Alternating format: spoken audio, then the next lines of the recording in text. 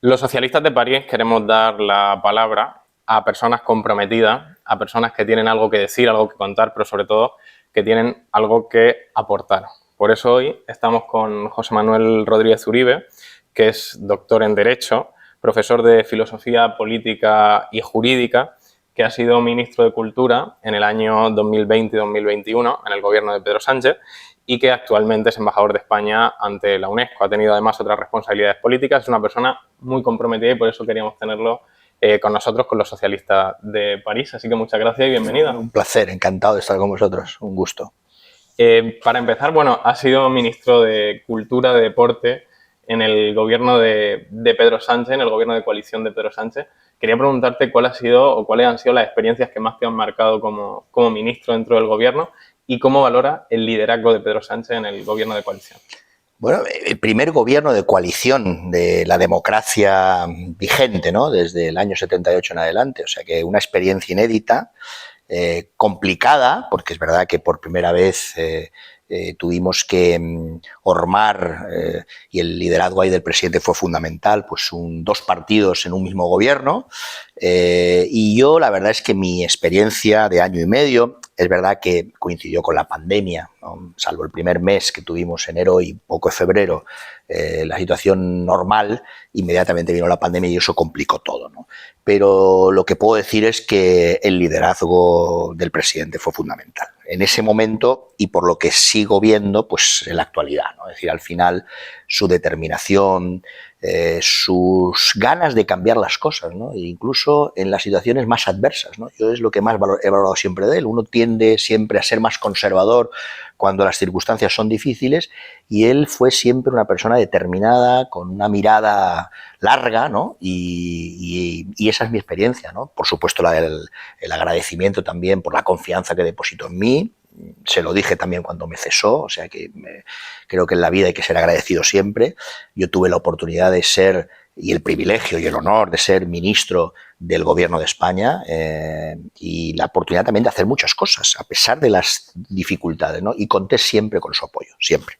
Pensad, por ejemplo, que cuando empezamos a diseñar, pues por poner solo un ejemplo, ¿no? A diseñar los planes de recuperación europeos vinculados a la crisis derivada de la crisis sanitaria, de la pandemia, el presidente insistió en que una de las líneas fundamentales, había 8 o 9 más, pero una tenía que ser la cultura y el deporte, porque son dos palancas también importantísimas desde el punto de vista de la economía y de la creación de empleo, y de lo que significa también las industrias culturales, digamos, ¿no? No solo la derivada o la dimensión valorativa, axiológica de la cultura o como derecho de los ciudadanos y de los que hacen la cultura, sino también toda esa derivada vinculada a la economía, ¿no? Y a la creación de empleo y de riqueza, el turismo cultural, etcétera, ¿no? Y él tuvo ahí una visión clarísima, me apoyó mucho y empezamos a trabajar para que en lugar de que pasara lo que venía sucediendo en otros momentos de la historia, que es cuando viene una crisis fuerte,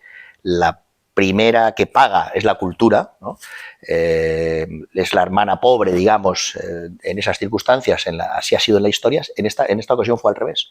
El presidente tuvo muy claro que había que reforzar la cultura, ¿no? Y que había que reforzar, también porque vimos que en los años más duros, en los meses más duros, perdón, de la pandemia, todo el mundo necesitábamos la cultura, ¿no? El cine, la música nos ayudó en buena medida, los libros, ¿no? a sobrellevar, a resistir esos meses tan duros, ¿no? O sea que sirvió también para reforzar un derecho que tradicionalmente no era reforzado en situaciones de crisis, ¿no? Sino todo lo contrario, ¿no? Y yo creo que ahí también la visión del presidente fue fundamental.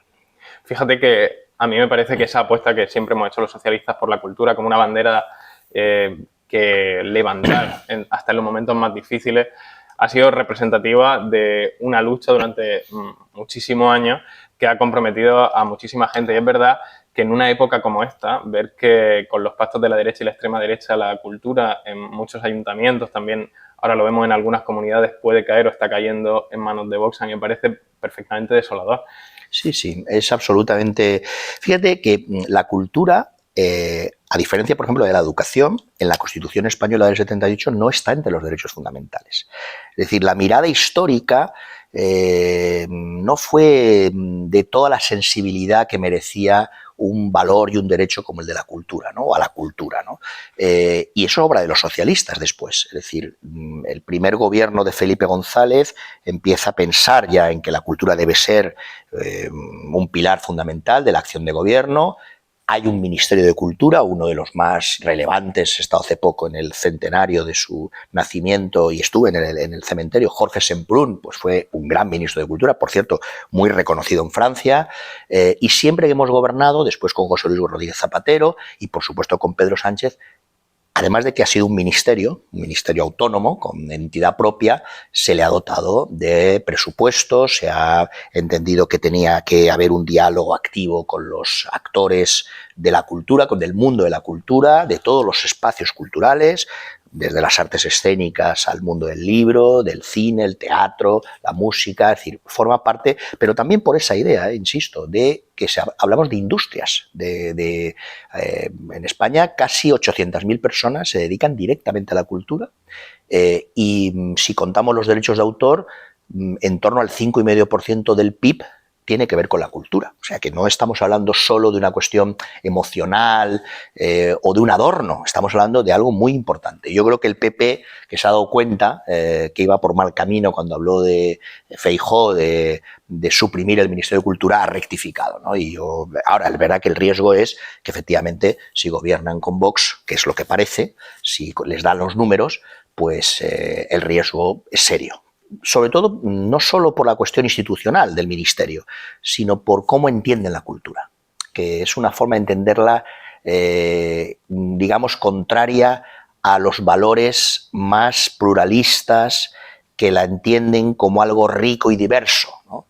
Ellos entienden que la cultura es una, determinada, cerrada, con una serie de características, y todo lo que no se corresponda con ese patrón pues no es cultura, ¿no? E incluso hay que perseguirlo, ¿no? Y yo creo que me parece que eso es un riesgo serio, y por eso tenemos que echar toda la carne al asador para que vuelva a haber un gobierno progresista en España liderado por el Partido Socialista, ¿no? Pero, y además no solamente están proscribiendo la cultura, ya hemos visto que en algunos de los gobiernos del PP con Vox lo que se están proscribiendo directamente son los derechos de las mujeres, los derechos del colectivo LGTBI. Veíamos hace poco que María Guardiola en Extremadura empeñaba su palabra, decía que era el ejemplo para sus hijos, que era lo único que tenía, lo único que le quedaba, que nunca metería en su gobierno a la extrema derecha, y ha tenido que agachar la cabeza, que tragar, que meterlo y que darle, además... Bueno, pero esto es más serio de lo que parece, porque yo lamento mucho que una persona que dijo aquello, al final un político lo único que tenemos es la palabra. Uno puede rectificar, puede corregir las posiciones, pero uno no puede empeñar su palabra y en 2 semanas cambiarla, ¿no? O que no valga, ¿no? Yo creo que eso obliga siempre a dimitir. Si uno se ha equivocado de esa manera, pues lo que tiene que hacer es decir, miren, yo esta era mi posición, no va a ser, y por tanto yo dejo la política. Me parece que es una cosa que ennoblecería la política, pero seguramente es mucho pedir, porque evidentemente han girado sin ningún tipo de pudor, pero lo más preocupante no es que haya, digamos, comprometido su palabra y la haya roto, sino el resultado, que es que va a haber un gobierno en Extremadura, que ha sido siempre una tierra donde los socialistas, bueno, hemos vuelto a ganar, pero además donde hemos hecho muchas cosas. Yo creo que estos 40 años de democracia, cuando uno piensa en muchas regiones de España, no solo en Extremadura, la transformación que se ha producido, la palanca ha sido fundamental, ha sido el Partido Socialista, ¿no? Y bueno, pues va a haber un gobierno con la extrema derecha o con la ultraderecha dentro, ¿no? Que no es una cosa tan lejana, a veces la memoria es flaca, ¿no? Pero en España la transición a la democracia se hizo con muchas dificultades, por supuesto por el terrorismo de ETA, pero también por la amenaza de los militares y también por las acciones de la extrema derecha. O sea que no estamos hablando de la historia remota, estamos hablando de una realidad que hemos sufrido en España. Bueno, si nos remontamos más hacia atrás en la historia, pues si se quiere, desde la Constitución de Cádiz, ¿no? Que ya empieza ahí los reaccionarios contra aquella Constitución liberal, la PEPA, desde el filósofo Rancio, etcétera, y hay toda una tradición que culmina, digamos, en el enfrentamiento de las dos Españas, ¿no? Y de la guerra civil. O sea, que no estamos hablando de nada, digamos, que podamos tomar a la ligera, ¿eh? Yo creo que hay que ser conscientes de ese pasado y de esa historia, y los progresistas debemos ir a votar con todas las ganas para seguir transformando este país desde el reformismo socialdemócrata, que es la manera progresiva de hacer las cosas, sin sobresaltos, pero consolidando esas transformaciones. Y fíjate que cuando pensamos, tú hablas de las dos Españas e imaginamos la institucionalidad que necesita un país como el nuestro, nos damos cuenta, por ejemplo, de que cuando se tuvo que votar la reforma laboral, el Partido Popular compró a 2 diputados de UPN que dijeron que sí, iban a votar a favor de la reforma laboral, y después habían trampeado, habían engañado y habían vendido su voto. Y después, que es lo que a mí me parece más grave, Alberto Casero hace poco en la cadena SER ha salido un reportaje en el que él admitía que se había equivocado, que había sido un error y que había transmitido al grupo parlamentario que se trataba de un error. Sin embargo, y sabiendo esto, cuando perdieron la reforma laboral, gritaron tongo en el Parlamento. Cuca Gamarra y Pablo Casado dijeron que probablemente la presidenta del Parlamento estaba prevaricando y que incluso iban a llegar al Tribunal Constitucional si era necesario, porque en España se estaba pervirtiendo el voto democrático. Entonces uno se pregunta cómo es posible que los partidos serios, que los partidos que se dicen constitucionales o defensores de España, puedan llegar en un momento determinado a quebrantar la verdad sobre el voto, la honestidad sobre el voto, las instituciones, la presidencia del Congreso, el propio sistema democrático. Sí, sin duda. Y bueno, y completa la historia, porque ahora terminó diciendo Feijóo que la reforma laboral está bien. O sea, que si ya... Sustancialmente buena. Bueno, que si cierra... Bueno, los resultados de hoy de empleo del mes de junio son extraordinarios. Es decir, el paro está bajando a cotas que no teníamos hace 15 años, o que no teníamos desde hace 15 años, ¿no? Las tuvimos en 2008 por última vez, ¿no? Quiero decir, hombre, está funcionando y ahí están los resultados. Pero es verdad, todo lo que decías, el dramatismo, los excesos, las posiciones, digamos, desproporcionadas, los tránsfugas, el voto por error del diputado del PP, y ahora, para terminar diciendo que asumen que está bien. Esto también retrata una forma de hacer política bastante lamentable, ¿no? Es decir, porque uno tiene que tener una mínima coherencia, ¿no? Y a veces nos reprochan a nosotros que hemos cambiado, nosotros hemos hecho cambios que hemos justificado siempre. El presidente el primero y los demás también. Y además nos hemos enfrentado a realidades extraordinarias. Yo, cuando tuvimos que enfrentarnos a la pandemia, primero no sabíamos lo que era, ni la dimensión que tenía, ni hasta dónde. Y yo recuerdo que había un debate entonces sobre las vacunas, ¿no? Se decía, bueno, ¿y cuándo vendrán las vacunas? Bueno, pues para que sean eficaces 5 años. Yo pensaba, 5 años no podemos estar así. Bueno, no pasó ni un año. O sea, la ciencia estuvo a la altura y tuvimos vacunas en diciembre, cuando la pandemia empezó en marzo, ¿no? Es decir, nosotros hemos enfrentado situaciones muy difíciles, pero claro, es verdad lo que dices. Es decir, en la oposición ni ha estado, yo no percibí en ningún momento en ese año y medio. Y fíjate que la cultura es un espacio donde debería haber más consenso. Y de hecho se venía de un cierto consenso anterior, ¿no? También liderado por el Partido Socialista, pero no hubo consenso. Yo no recibí ningún apoyo en ningún momento, salvo excepciones.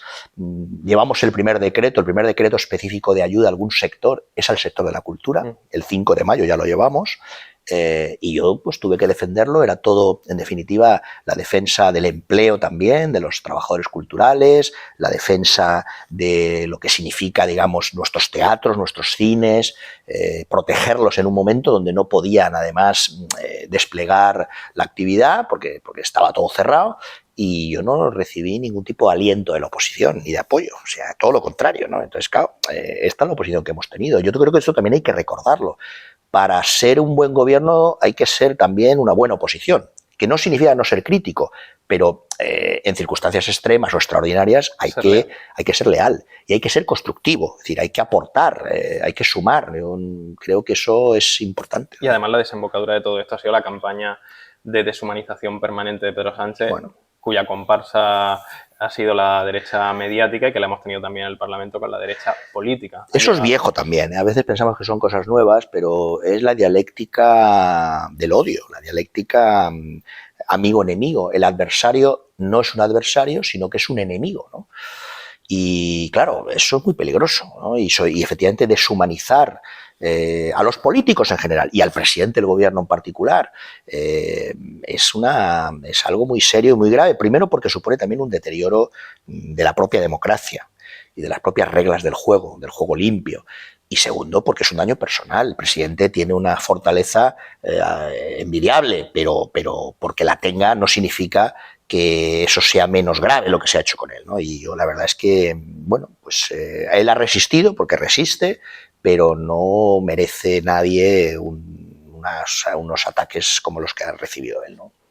Y yo creo que quienes vivimos en el exterior, probablemente la gente en el territorio nacional no lo percibe de una manera tan directa como podemos hacerlo nosotros, pero la imagen o la proyección exterior que tiene Pedro Sánchez es espectacular. A nosotros siempre nos dicen que España es un país admirable, que está sacando la economía adelante como nadie, que está liderando los grandes retos del futuro con la Agenda 2030 y otra. Y yo quería preguntarte sobre esa presidencia del Consejo de la Unión Europea de España y cómo crees que el liderazgo de Pedro Sánchez puede influir en ello. Bueno, el liderazgo de Pedro Sánchez ha sido todos estos años, o sea, no ahora que empieza la presidencia española, ha sido todos estos años. Hay numerosos ejemplos de conquistas, de políticas, de acciones de la propia Unión Europea que han sido sugeridas, propuestas por él y que, por tanto, digamos, su voz se escucha y eso es una prueba clarísima y que además nos debería hacer a todos, más allá del color político de cada uno, pues estar orgullosos de nuestro presidente, que ha estado ahí en Europa liderando muchas de las políticas de Europa. Es decir, cuando decimos, no, es que Europa nos ha ayudado en esta crisis frente a la otra, bueno, es que eso, Europa no es un ente abstracto, lo forman los presidentes del gobierno de cada país y si los líderes defienden esas políticas y Pedro Sánchez estuvo el primero en esa defensa, pues eso revierte en España. O sea que yo creo que eso es evidente. Y ahora pues tenemos por delante 6 meses, un proceso electoral que es verdad que, digamos, dibuja dos posibilidades, claramente. Nosotros vamos a defender, yo tengo una reunión la semana que viene también sobre Unión Europea en el ámbito de la UNESCO, que es verdad que es un ámbito más concreto, pero donde vamos a defender los grandes valores, digamos, de la Europa humanista, ¿no? Y, por tanto, los derechos humanos, los derechos de las minorías, la importancia de la unión, pero también de la diversidad, el respeto a la diversidad, que es justo lo contrario, por supuesto, el desafío del cambio climático, el esfuerzo que tenemos que seguir haciendo ahí, que es justo lo contrario que plantean claramente Vox, pero el Partido Popular en la medida en que va de la mano de Vox, ¿no? Y por tanto, claro que las elecciones próximas son importantes porque hay que elegir entre dos modelos, el que representamos nosotros, y si con Sumar en su caso, que esperemos que sí, y el que representa el Partido Popular con Vox. Y yo creo que esa elección está delante de todos nosotros como ciudadanos, ¿no? Y me parece que es una elección también inédita de alguna manera, ¿no? Porque supone elegir si retrocedemos en muchos aspectos que hasta ahora eran grandes consensos o si seguimos profundizando, avanzando progresivamente en esta idea de reforma que tiene la socialdemocracia, ¿no? Nosotros desde el Partido Socialista en París y también en Europa y en el exterior hemos podido trabajar muy estrechamente con el PSOE en España, con el gobierno, y hemos visto cómo se ha avanzado, cómo se abren nuevas vías de participación, cómo se dan derechos a los españoles que están fuera, cómo se promueve el asociacionismo, la representación desde el exterior, es decir, cómo se nos tiene en cuenta también a los españoles que vivimos fuera. Yo no sé si para ti la España exterior también es importante. Muy importante, muy importante. Yo también lo vivo en la UNESCO, ¿no? Es decir, España es un país dentro de la Unión Europea que, por tanto, vamos siempre unidos, ¿no? Y juntos en las posiciones que planteamos en la UNESCO, pero es un país muy, muy especial. No desde ahora, es decir, llevamos años que España está contribuyendo, por ejemplo, al multilateralismo. Ahora hemos tenido un protagonismo también importante junto a Japón y otros países para que el Estados Unidos de Biden, por eso a veces la gente cree que da igual, pero no da igual, vuelva a la UNESCO, que es fundamental porque la UNESCO es la gran organización internacional de Naciones Unidas para la educación, la cultura y la ciencia. Y, por tanto, el apoyo en esos tres ámbitos, si de verdad somos sensibles y estamos comprometidos con esos espacios, en la UNESCO se hacen gracias a que los países trabajan en esa dirección. Si no está Estados Unidos, pues también es un problema desde el punto de vista financiero, no solo desde el punto de vista político y de los equilibrios que son necesarios, y de la idea de universalidad, que también es importante, porque si es una organización universal, tiene que estar también Estados Unidos. Bueno, pues España ha estado liderando eso. A mí me lo agradeció el otro día la embajadora de Estados Unidos en Francia. Somos un país con mucha proyección también en lo que tiene que ver con los valores y con los derechos civiles. Y fíjate que ahora el dilema es que dejemos de ser eso, ¿no? Que podamos dejar de ser eso. Y yo creo que el riesgo es muy serio, desde el punto de vista también reputacional. Nosotros hacemos un discurso siempre de derechos humanos, de defensa de la democracia, del Estado de Derecho y, por tanto, de los derechos de las minorías, de los derechos de los más vulnerables. Y ese liderazgo de España, pues yo creo que debe seguir ese camino y esa dirección, ¿no? Y ya simplemente para concluir, antes hablábamos sobre cómo se está enrareciendo la política, la deshumanización que se hace incluso el adversario político, la pérdida de la propia institucionalidad en el marco de los parlamentos en nuestro país. Y yo quería preguntarte si tú miras al pasado con la perspectiva del tiempo y pudieras hablar con el José Manuel que entraba en política, ¿qué le diría? Bueno, yo como militante del Partido Socialista, lo estaba pensando ahora, creo que me afilié a principios de los 90, cuando ya empezaba a haber también una crítica al gobierno socialista, o sea que yo tuve ahí una cierta reacción. Yo era joven entonces, bastante joven. Después es verdad que he hecho política.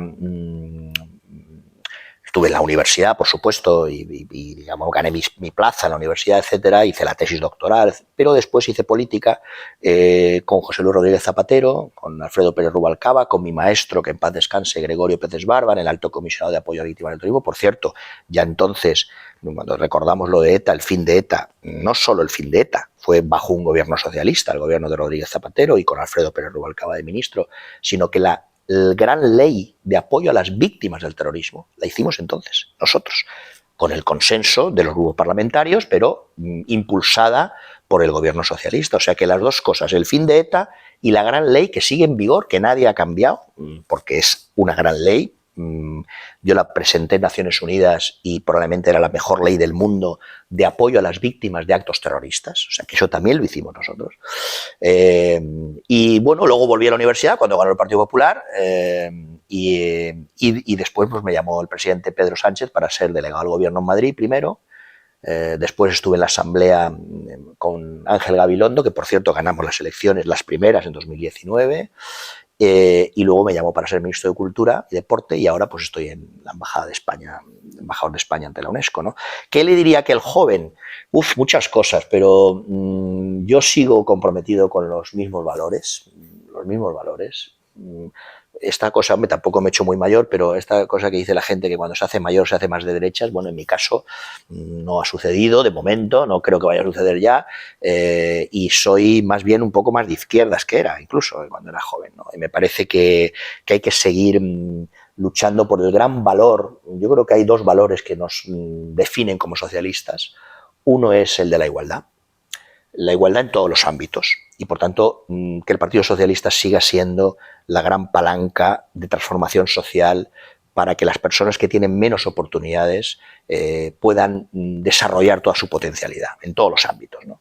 Y yo creo que eso es importante. Yo eso lo viví como joven con becas, ¿no? En la época de Felipe González, el Erasmus, todo aquello que se proyectó en aquel momento. Y luego el otro gran valor es el valor de la fraternidad. O sea, yo creo que también tenemos que insistir mucho en la importancia de ese valor humanista de la Revolución Francesa, la solidaridad, si se quiere, esa idea de compañero. Cuando hablamos del partido y nos llamamos compañeros, pues tiene que ver con esa idea de fraternidad, de compartir. Compañero viene de compartir el pan en origen, ¿no? Pero bueno, al final de compartir. Y yo creo que también tenemos que trabajar y seguir trabajando por una sociedad mucho menos crispada, mucho menos polarizada, donde el Partido Socialista sea el eje, digamos, de la templanza también en las relaciones sociales y humanas y políticas, ¿no? Y por eso hay que desterrar la dialéctica amigo-enemigo, la dialéctica del odio en política. Eso tiene además en la historia terribles recuerdos y hay que seguir trabajando y nosotros lo podemos hacer y creo que tenemos las condiciones óptimas para proyectar ese valor también en la sociedad española, ¿no? de respeto. Fernando de los Ríos, uno de nuestros grandes, que fue ministro y fue embajador también, y era catedrático de Hecho Político en la Universidad de Granada, cuando le preguntaron en los años 30 del siglo XX, don Fernando, ¿qué revolución cree usted que merece España? Y claro, ¿qué revolución? Era la pregunta. Y dijo, la revolución del respeto. Pero no del respeto reverencial, ¿no? Sino del respeto entre iguales, del respeto a los diferentes. Por eso ha sido tan importante también que sigamos, como siempre, apoyando el Día del Orgullo, porque es tan importante que estemos siempre, digamos, defendiendo los derechos de las mujeres, de todos los colectivos, digamos, que vindican sus derechos con absoluta legitimidad, ¿no? Y yo creo que el Partido Socialista tiene que estar también ahí, ¿no? Y así estamos, o sea que no hemos dejado de estarlo nunca. Yo me identifico con este mismo Partido Socialista, he sido miembro de la Ejecutiva, con los temas de laicidad, donde también se ha avanzado mucho. El ministro Félix Bolaños ha hecho también ahí un esfuerzo por avanzar, que ya no estoy en la Ejecutiva, pero como ciudadano casi, ¿no? Y como compañero del partido, pues lo veo, que se ha hecho un esfuerzo por hacer las cosas, como dicen en Francia, petit à petit, pero consolidadas. Yo te agradezco mucho tus palabras y que hayas querido conversar con nosotros, porque además creo que la conclusión de lo que dices, de lo que evocaba, es que la política sigue mereciendo la pena, que la política merece la pena, que comprometerse por el cambio, por la transformación y sobre todo por conseguir esa sociedad de respeto, de solidaridad y de fraternidad sigue siendo fundamental. O sea, lo que pasa, Pedro, además es que la ideología es la que hemos definido porque compartimos unos valores, ¿no? Pero incluso aunque fuera otra, no tenemos otro espacio que la política.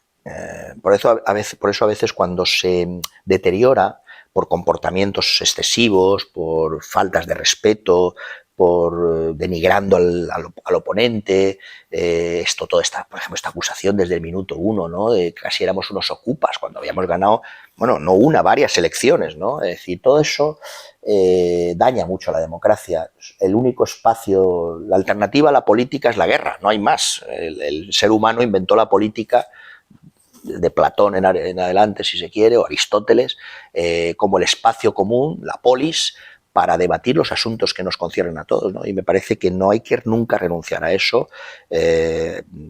Fíjate que, por ejemplo, en Grecia el idiotés, el idiota, digamos, era el pasota, es decir, el que no le interesaban los asuntos comunes, ¿no? Bueno, pues se identificaba como alguien. Entonces yo creo que, claro, que hay que seguir defendiendo la política como el lugar, el espacio público, el espacio común de deliberación, de debate y de votación al final, ¿no? Y el 23 de julio, pues es otra gran fiesta que espero que tengamos éxito, ¿no? Pero no tanto por nosotros, sino porque creo que España merece 4 años más de políticas progresistas que además están dando muy buen resultado también en el ámbito de la economía y del empleo. Esto no significa que sea todo perfecto, también hay que decirlo, pero los datos macroeconómicos son muy buenos, aunque yo soy consciente de que mucha gente tiene dificultades para llegar a fin de mes, el problema de la vivienda, etcétera, pero precisamente por eso hay que seguir insistiendo en esas políticas progresivas. Fíjate, el salario mínimo interprofesional, es decir, hay que seguir avanzando, ¿no? No nos podemos parar y sobre todo no podemos retroceder, ¿no? Y algunos vienen con la idea de retroceder, tienen unas nostalgias de unos mundos que incluso en algunos casos ni existieron, están en sus cabezas, ¿no? Pero yo creo que tenemos que ser valientes y con la cabeza alta defender lo que hemos hecho. Yo creo que con errores, que ha habido también, por supuesto, con unas dificultades extraordinarias, pero hemos hecho también muy buenas cosas para este país, con grandes aciertos. El presidente ha liderado un gobierno muy complicado con 2 partidos y yo creo que merecemos que se renueve la confianza. Pues muchísimas gracias, José Manuel. De nada, un placer.